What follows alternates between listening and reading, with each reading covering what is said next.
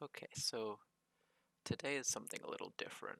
Um, I'm just gonna be installing Arch in a VM, and we'll see how that goes. Hey, um, yes, I'm using the guide. I don't know from memory, but I'm yeah, it's pretty straightforward.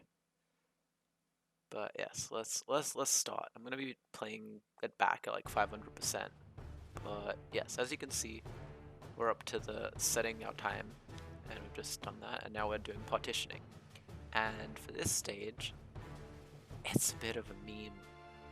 Um, as you can see, I'm growing the number of tabs I have open from the Arch wiki, and I am figuring out what exactly I'm doing because I don't use fdisk.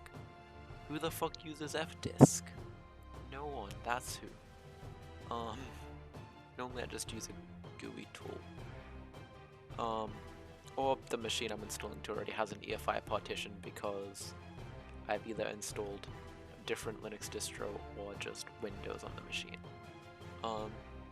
Fun little step is if you're making an EFI from scratch, you have to actually mark it as an EFI partition using fdisk because fdisk. Now I just gotta make the right file systems, and I make a mistake initially and I don't format it as, the right type of fat. It has to be FAT32 as I read. And there I go. I add the right flag. And then we move on to actually running packstrap. Well, first we mount the stuff, but then we run packstrap. And as you can see, if you can read the tiny text, I don't just install base and whatever. I like Zshell. And I fuck up because network manager is a dumb package name. Yeah, now it's all just downloading, and this is actually at 1,000 times speed. But that's done. Now we just gotta get our FS tab and change root to that new install. And yeah, we're getting stuff done. So first thing I do is I set the time zone because I'm following the guide, and then hardware clock stuff, and then generate the locale and scroll all the way down to ENUS because it's all the way down. Remember, this is 300% speed. Now we generate it, and then we have to add it to the config, and it's dumb, and Arch is easy to install, but not necessarily user-friendly in some regards. Now we're setting up our host name and our host's file.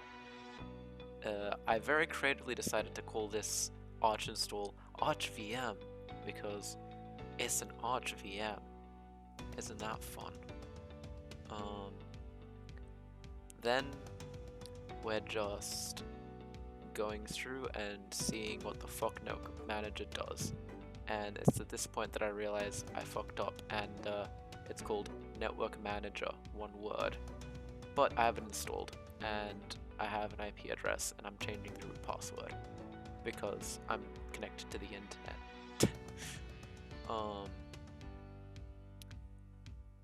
Yes. I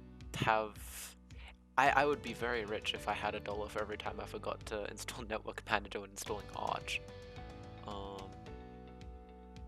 But yes, on to installing grub. So this has a couple false starts because, wow, I didn't actually mount the EFI partition. And then I make it, and then I run it again, and it's like, oops, I still didn't mount the EFI partition.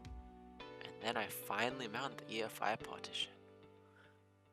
But yes, this step takes a hot minute, because it has to copy all its shit into the EFI. But once it's done, it'll reboot.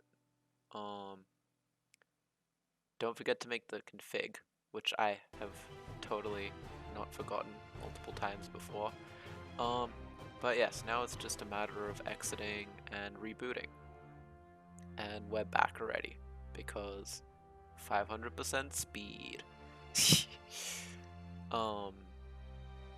Now, a really good first step is to set your sudo up and make, well, Arch has two ways of doing it technically. You can just use the wheel group, which is, yeah, or you can do it the same way and just make the group for sudo. Which is what I did. I made the group for sudo. And I conveniently placed the group privilege right beneath the example wheel config. And that's done. Now to make the group and my non-root user. And fun part about when you make a new user is that you get to add Z shell as the login shell. But yeah, that's where I'll leave it off for this part of installing Arch, and we'll come back next time for trying to get a GUI. And I do mean trying.